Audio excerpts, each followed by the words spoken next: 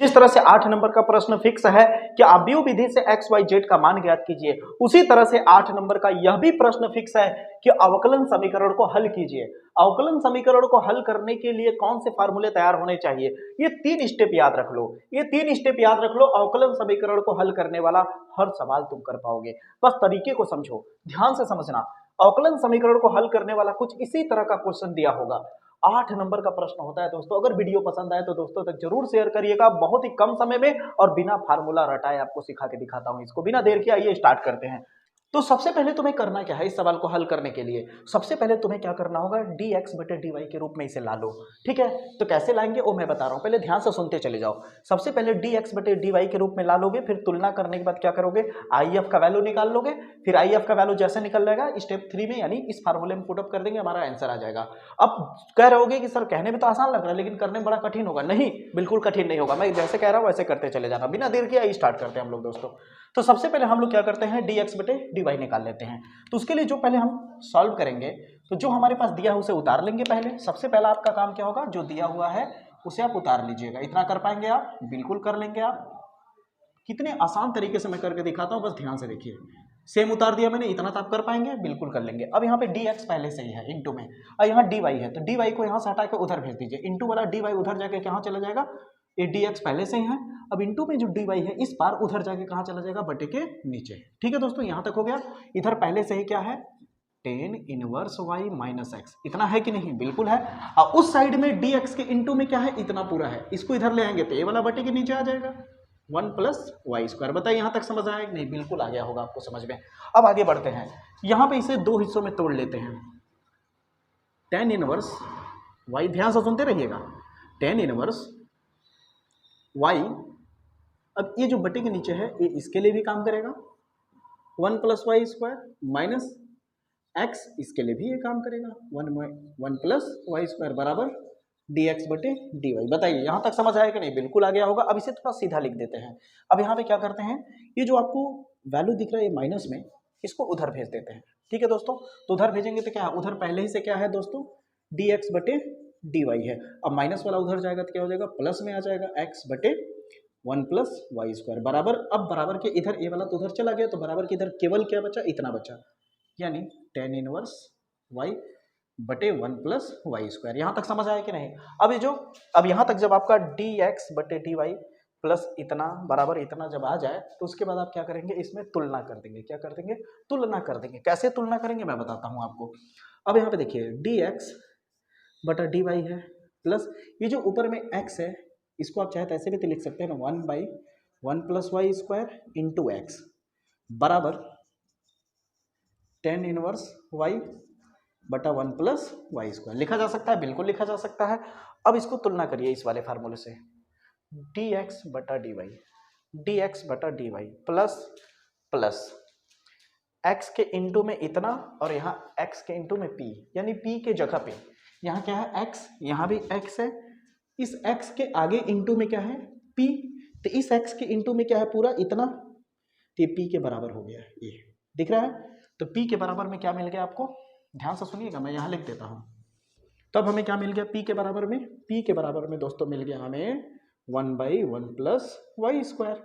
ऐसे ही कंपैरिजन करके हम लोग p और q का वैल्यू निकाल लेंगे। ठीक है दोस्तों, अब बराबर के उस साइड में q है और यहाँ बराबर के उस साइड में इतना पूरा है, तो q के बराबर में क्या मिल गया, tan इनवर्स y बटा 1 प्लस वाई स्क्वायर। अब बताइए यहाँ तक समझ आया कि नहीं, आ गया ना। पहला स्टेप हम लोगों ने कंप्लीट कर लिया, देखा कितना आसान था। अब दूसरे स्टेप में हम लोग if का वैल्यू निकालेंगे। अब दूसरा स्टेप देखिए दोस्तों, दूसरा स्टेप में हमें if निकालना है। तो if का फार्मूला क्या है, e के पावर में इंटीग्रेशन यानी समाकलन में क्या है, p इंटू dy। ठीक है, तो हम लोग क्या करेंगे, if निकालने के लिए बहुत ही इजी है दोस्तों, देखने में वंडर लगता है। p का वैल्यू कितना है हमारे पास, 1/1 plus Y square into dy। अब इसका समाकलन करिए, तो आपको समाकलन का फार्मूला पता होगा, 1/1 प्लस एक्स स्क्वायर का जब समाकलन किया जाता है तो क्या फार्मूला आता है, tan इनवर्स x। ठीक है, इसका फार्मूला क्या होता है, 1/1 प्लस एक्स स्क्वायर बराबर क्या होता है, tan इनवर्स x। अगर यही मैं y कर दूं तो सब सेम, यहाँ क्या हो जाएगा, बस y हो जाएगा। यानी कहने का मतलब मेरा सीधा सीधा ये है दोस्तों, आप समझ पा रहे होंगे मेरी बातों को, कि यहाँ पे जो समाकलन में 1/1 प्लस वाई स्क्वायर है, इसको मैं चाहूँ तो क्या लिख सकता हूँ, tan इनवर्स वाई लिख सकता हूँ। यही बताना चाहता था। अब हमें आई एफ का भी वैल्यू मिल गया, हमने सेकेंड स्टेप भी कर लिया। क्या कठिन लग रहा है? नहीं तो वीडियो को शेयर कर दो थोड़ा सा, बस आगे बढ़ते हैं। अब तीसरे स्टेप की बात करते हैं। तीसरे स्टेप में क्या है, x इंटू आई एफ बराबर integration q into I F D Y plus C है। यही है ना दोस्तों, c आप लास्ट में भी लिख लेना, ठीक है। अब देखिए यहाँ पे x इंटू आई एफ का वैल्यू रखते जाओ, e power tan inverse y बराबर इंटीग्रेशन ऑफ q का वैल्यू कितना है हमारे पास, tan इनवर्स y बटे 1 plus Y square into I F का वैल्यू कितना है, e के पावर tan इनवर्स y है इंटू डी वाई प्लस सी।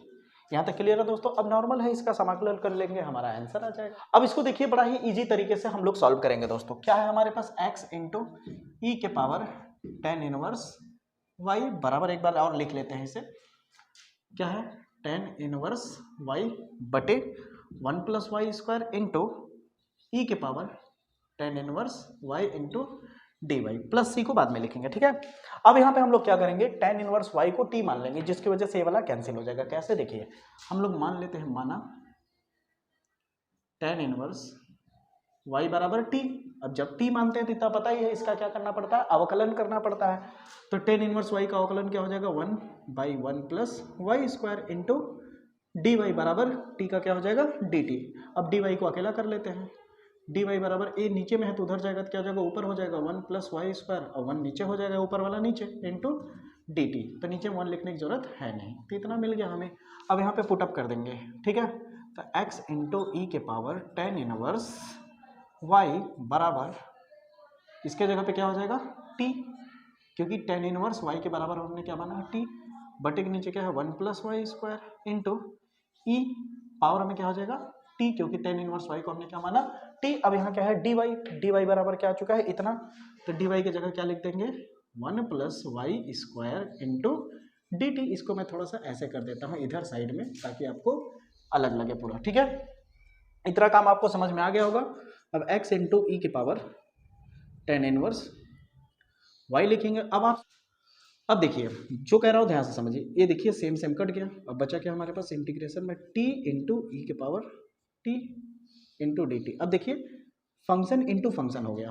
तो अब जैसे होता है ना, x1 इंटू x2 का इंटीग्रेशन करना होता है तो एक फार्मूला लगता है। क्या लगता है, देखिए अब ध्यान से देखिएगा दोस्तों। अब इसको ज़्यादा कुछ नहीं करना है। अब फंक्शन इंटू फंक्शन है तो इसका फार्मूला क्या लग जाएगा। अब एक को बाहर रखिए, एक को अंदर रखिए, ठीक ना। हम लोग क्या करते हैं, इसको बाहर रख लेते हैं t को, तो अंदर में कौन रहेगा, इंटीग्रेशन के, याद होगा, माइनस फिर लगेगा dt रहेगा, फिर माइनस लगेगा। अब क्या हो जाएगा, टोटल का इंटीग्रेशन, फिर क्या हो जाएगा, अंदर में डिफरेंशिएशन यानी अवकलन किसका, जो बाहर था, ठीक है दोस्तों। फिर इंटीग्रेशन होगा किसका, जो अंदर था। ये फार्मूला है, आप देख सकते हैं, ठीक है। अब आपका बोर्ड एग्जाम बहुत ही नज़दीक है, तो इसको अब अलग से मैं थोड़ी ना बताऊंगा दोस्तों, नहीं तो वीडियो की लंबाई बहुत हो जाएगी, ठीक ना। बेसिक समाकलन मेरा है, वहाँ पे जाके देख सकते हो। एक ही वीडियो में समाकलन के सारे बेसिक्स मैंने बताए हैं। अब देखिए यहाँ पे x इंटू ई के पावर tan इनवर्स y बराबर t। अब e के पावर t का क्या होगा, e के पावर t ही होगा समाकलन, माइनस dt, यहाँ dt है भाई, dt कैंसिल हो जाएगा, 1 बचेगा, तो 1 लिखने की जरूरत है नहीं। तो अंदर में क्या बचा, a1 हो गया। देखिए ये पहले बड़ा वाला समाकलन लिख देता हूँ, ये ब्रैकेट हो गया, इस पूरे की जगह 1 हो गया इंटू, अब इसका समाकलन करेंगे तो e पावर t ही रहेगा, और ये वाला dt। बताइए अब समझ आया। तो ये ब्रैकेट हटा दिया मैंने, 1 लिखने की इंटू में जरूरत है नहीं, तो इतना बचा ना। तो यहाँ पे क्या हो जाएगा, e के पावर t इंटू dt। देखा कितनी आसानी से हम लोग ने कर लिया। अब बहुत ही छोटा सा काम रह गया है, फिर आपका आंसर आ जाएगा। e के पावर tan इनवर्स y बराबर t e के पावर t माइनस e के पावर t का फिर से समाकलन करेंगे तो क्या हो जाएगा, e के पावर t ही रहेगा, प्लस c लगा देते हैं, ठीक है दोस्तों। यहाँ तक आपको समझ में आना चाहिए। अब जहाँ जहाँ t है वहाँ पे t का वैल्यू रख दीजिए, आंसर आ जाएगा आपका। आगे बढ़ते हैं, इसे मिटा लेता हूँ। दोस्तों उम्मीद करता हूँ आपको जितना मैंने बताया वहाँ तक एकदम अच्छे से समझ में आया होगा। अब हम लोग आगे क्या करेंगे, जो यहाँ पे किया था इसी को मैंने यहाँ उतार दिया। अब यहाँ पे देखिए एक छोटा सा काम क्या करना है हमें, कि tan इनवर्स y है यहाँ पे ई पावर टी है तो कॉमन ले सकते हैं ई पावर टी को। तो अंदर में क्या बचेगा, टी माइनस यहाँ कुछ नहीं बचा, तो बोलिए बोलिए बोलिए 1 बचा, प्लस सी है। अब सी के पास ई के पावर टी था ही नहीं, तो सी के नीचे आ जाएगा ई के पावर टी। ठीक है दोस्तों, अब ध्यान दीजिएगा, तो x ई के पावर tan इनवर्स y, अब ई के पावर tan, टी की जगह पे क्या लिख सकता हूं, tan इनवर्स y, टी की जगह पे जहां जहां टी है वहां tan इनवर्स y रखते चले जाइए, -1 प्लस सी, नीचे में क्या हो जाएगा ई के पावर tan इनवर्स y। ठीक है दोस्तों, अब देखिए ये कैंसिल हो गया, बचा क्या, x equal to tan inverse y -1 plus C. अब इसको चाहे तो अगर आप इसको ऊपर ले जाएंगे तो ये जो ई के पावर में है tan इनवर्स y, ये माइनस में आ जाएगा, तो क्या हो जाएगा ई के power minus tan inverse y। अगर आप नहीं रखना चाहते तो इतने पे सेम जो ये है उसको सेम यहाँ पे उतार सकते हैं। ठीक है, ये आपका आंसर हो जाएगा दोस्तों। अगर आप यहाँ तक नहीं पहुँच सकते तो आप यहीं पे ही ला करके छोड़ देंगे, आपका पूरा फुल मार्क्स मिलेगा। ठीक है दोस्तों, कोई जरूरी नहीं है कि एकदम हूबहू जो आपको आंसर दिख रहा है वही लाओगे तभी आपको मार्क्स मिलेगा, नहीं, थोड़ा बहुत कभी कभी क्या होता है कि आंसर लाते लाते हम लोग और 1-2 स्टेप आगे निकल जाते हैं आंसर से, या हो सकता है कभी 1-2 स्टेप पीछे रह जाते हैं, तो उसमें कोई डरने की बात नहीं है कि एग्जैक्टली जो सर ने लाया है वही लाऊंगा। ठीक है, उम्मीद करता हूं आपको वीडियो पसंद आया होगा दोस्तों। अगर आपको वीडियो अच्छा लगा होगा तो इस तरह के बड़े मार्क्स के, चाहे 5 नंबर वाले हो, चाहे 8 नंबर वाले हो, चाहे 2 नंबर वाले हो, सब बड़े बड़े मार्क्स के क्वेश्चंस मैंने, जितने भी इंपॉर्टेंट क्वेश्चंस है सारे मैंने कराया है, उसे जाकर के देखिए दोस्तों। तब तक के लिए जय हिंद, मिलते हैं अगले वीडियो में।